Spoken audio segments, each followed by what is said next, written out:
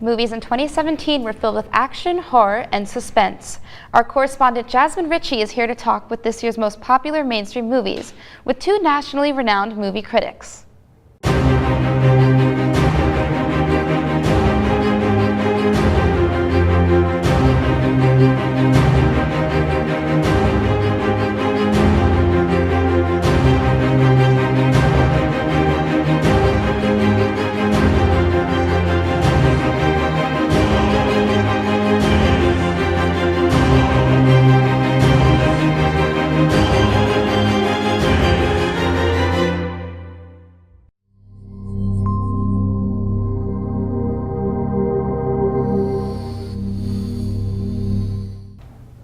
As we reach the end of 2017 in this digital age, we look back to reflect on all of the revolutionary movies that were released. In the studio, I am joined by two distinguished movie critics. We have Hannah Buchdahl, co-founder of ChickFlix.net, co-host of the podcast of The Cinema Clash, and author of over 100 written and oral movie reviews in 2017.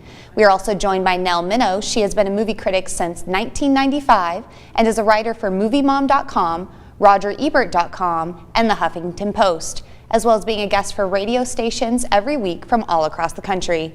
Thank you both for joining me. Thank you. So question one, what makes a great movie? What is that make it or break it factor for both of you? Hannah, I'll start with you. I just think it's something that appeals to the masses on some level, whether it's a really good character, really good plot line, something that people just kind of come out of a theater and they've either thought that was a lot of fun or it's made me think. Mm-hmm. Nell, how about you? Well, I think it has to have two things. It has to really connect with the audience. It has to show us something that feels very real to us about characters, about the situations that we're familiar with, and also has to surprise us. It has to show us something we haven't seen before. Absolutely, I completely agree. Nell, in your opinion, what made 2017 stand out among prior years that you've been a movie critic? It's been interesting to see that the availability of technology has made it possible for smaller budget films to get mainstream recognition, and that has continued this year, so I think that's fun. But of course, once again, it was the big budget movies that everybody went to see.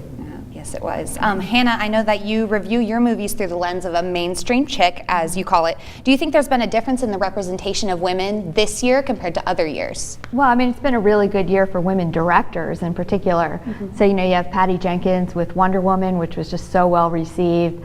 Dee Reese with Mudbound that's coming out, that's definitely Oscar worthy. And so I think it's just been a really great year all around for women. A lot of good, strong women roles in some movies. You know, you always hear of your Meryl Streep type of, she's coming out in The Post. But Frances McDormand was really good in 3 Billboards. So there are a lot of women to watch for this year. Absolutely.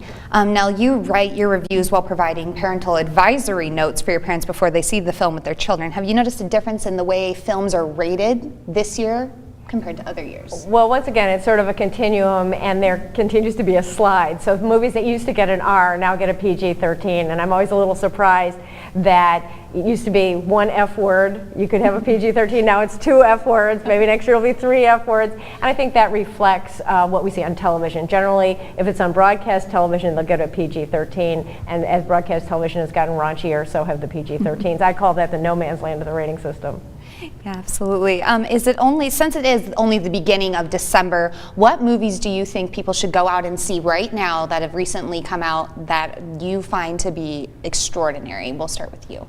The one I just mentioned, 3 Billboards Outside Ebbing, Missouri, is an excellent movie, and that one is just a little quirky, but amazing performances. And the other one, I mean, I love things like Thor. You know, the third Thor. To me, that was just a fun movie to go see. And The Disaster Artist, really weird, quirky, but if anyone has seen The Room as like a cult movie phenomenon, then The Disaster Artist is also worth seeing. Well, I agree with all of that. I would also say Coco, the new movie from Pixar, is absolutely terrific. It's something that families will want to see together and talk about afterward. And I love The Darkest Hour with Gary Oldman. Look for him to get the Oscar this year as Winston Churchill. And coming up, we've got The Post with Meryl Streep and Tom Hanks and Steven Spielberg. You can't miss with that combination. And Wonder. I loved Wonder, which is still Yeah, out there. I loved Wonder too. And what one was that about? Julia Roberts and Jacob Tremblay, and it's based on a young adult novel. So it's just a really good, heartwarming family movie. Awesome. Well, I'm going to have to get out to see those for sure. Well, thank you ladies so much for joining us once again. That was Hannah Bookdahl and Nell Minow. Thank you ladies for joining us. I'm Jasmine Ritchie. Coming up, a lot of new champions were crowned this year in sports. Relive some of the highlights and see which ones made the list for the biggest moments of the year after the break.